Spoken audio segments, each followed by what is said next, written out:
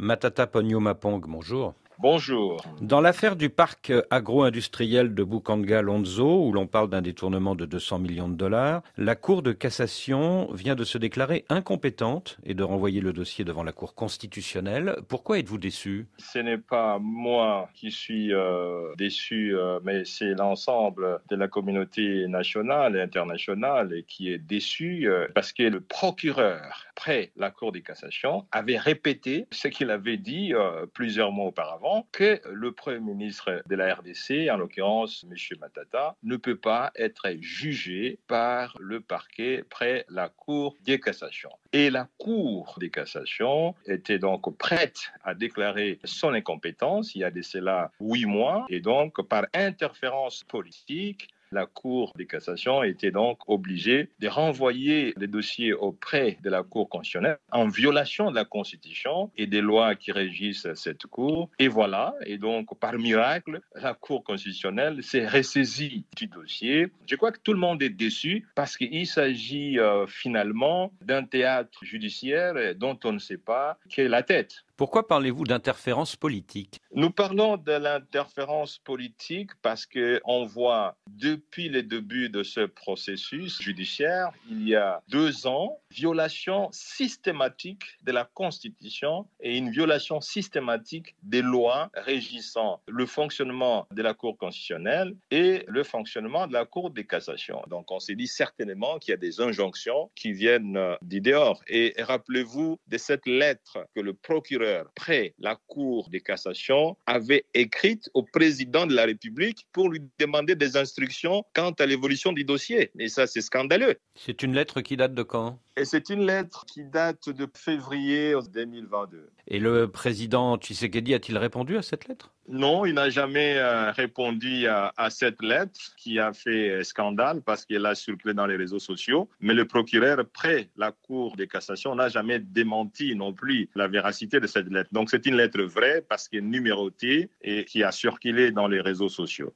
Alors, comme vous l'avez dit, il y a 18 mois, la Cour constitutionnelle avait déjà été saisie de ce dossier. À l'époque, elle avait renoncé à engager des poursuites judiciaires contre vous. Est-ce que vous craignez qu'elle change d'avis aujourd'hui? Bon, écoutez, la Constitution de la République est claire là-dessus. Le président de la République et le Premier ministre ne peuvent être jugés que quand ils sont en fonction. Et ils ne sont plus poursuivables quand ils ne sont pas en fonction. Ça, ce n'est pas moi qui l'ai dit, c'est la Constitution qui l'est dit. Et on ne peut pas se permettre, parce qu'on est Cour constitutionnelle, commencer à violer la Constitution. Alors, vous dites que vous êtes protégé par la Constitution et que vous ne pouvez pas être poursuivi pour vos actes quand vous étiez Premier ministre. Et pourtant, vous êtes inquiet. Pourquoi ? Non, on n'est pas inquiet comme tel. Tout simplement, nous avons l'obligation de pouvoir rappeler aux juges de la Cour constitutionnelle qu'ils ne sont pas au-dessus de la Constitution. Il n'y a aucune institution qui peut se donner le pouvoir de pouvoir être au-dessus de la Constitution. Et donc, pour nous, les dossiers est clos. Toute poursuite de ces dossiers ne serait considérée que l'acharnement politique contre un candidat président de la République. Et si demain la Cour constitutionnelle vous demande de comparaître, que ferez-vous? Bon, écoutez, nous allons leur rappeler ce que c'est le contenu de la Constitution. Et ce serait dramatique que la Cour constitutionnelle ose aller au-delà de ce que la Constitution lui donne comme compétence. Et nous osons croire que le juge de la Cour constitutionnelle, il y a 3 professeurs d'université,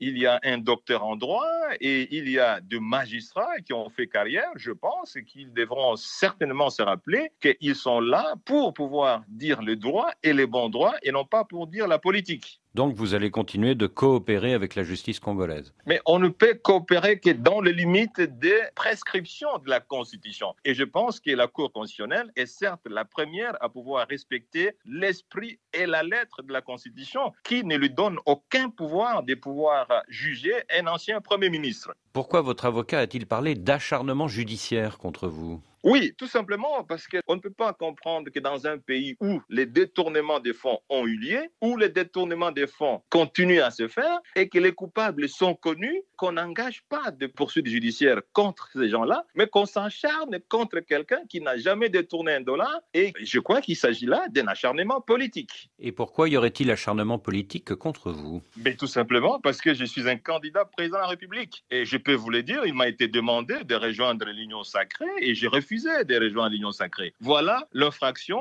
politique que j'ai commise parce qu'il n'y a pas d'infraction judiciaire. C'est-à-dire que des proches du président vous ont proposé de rejoindre l'Union sacrée, c'est ça? Bien sûr, ça c'est connu de tout le monde. Je l'ai dit plusieurs fois, il n'y a personne qui a démenti jusque-là. Et qu'est-ce que vous avez répondu? J'ai refusé. Avez-vous été l'objet de chantage? Le chantage continue jusqu'aujourd'hui.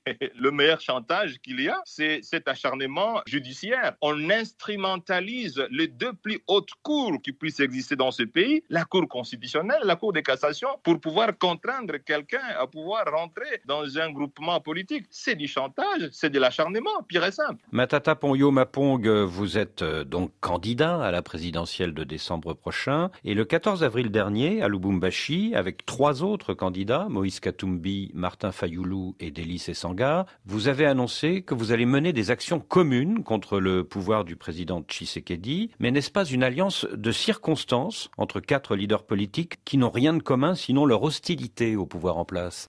Lorsque nous savons que nous avons en face de nous un seul pouvoir qui essaye par plusieurs moyens, par plusieurs tactiques, d'étouffer les candidatures de ceux qui sont capables de véritablement challenger. Donc, il était important que nous puissions réunir notre système de communication et nous l'avons fait à Lubumbashi. Et le 13 mai, nous projetons une marche populaire à laquelle d'ailleurs la majeure partie de la population a déjà adhéré. Oui, mais une alliance 8 mois avant le scrutin, sans plateforme commune, est-ce que ce n'est pas un rafistolage de dernière minute?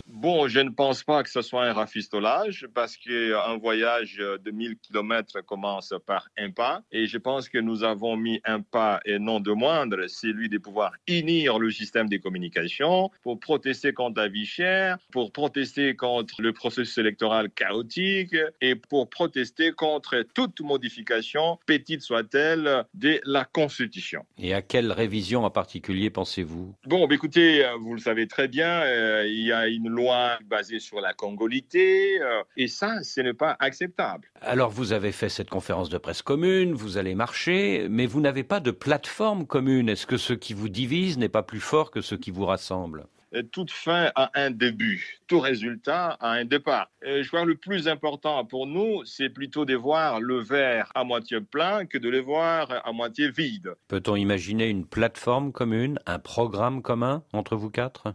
Je pense qu'il ne faut pas aller vite en besogne. Comme je vous l'ai dit, le plus important, c'est cette rencontre que nous avons eue dans le sens de la patrie. Quelle est la priorité pour vous 4?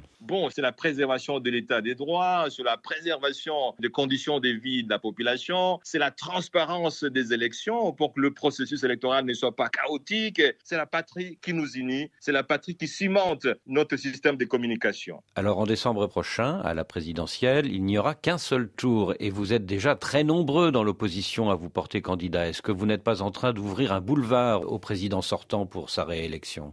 Écoute, nous ne venons que d'unir nos systèmes de communication, nos systèmes d'action en rapport avec la marche du 13 mai. Je pense que toutes ces questions, le moment venu, seront examinées avec beaucoup de profondeur. Les meilleures réponses vont certainement prévaloir. Est-ce que vous pourriez vous entendre entre vous 4 pour qu'un seul de vous soit candidat et que les 3 autres le soutiennent? Écoute, je souhaite que vous me posiez cette question d'ici quelques mois. Il est temps pour nous de pouvoir davantage consolider notre système de travail. Et très concrètement, Monsieur Matata, est-ce que vous seriez prêt à renoncer à votre candidature pour soutenir l'un des 3 autres?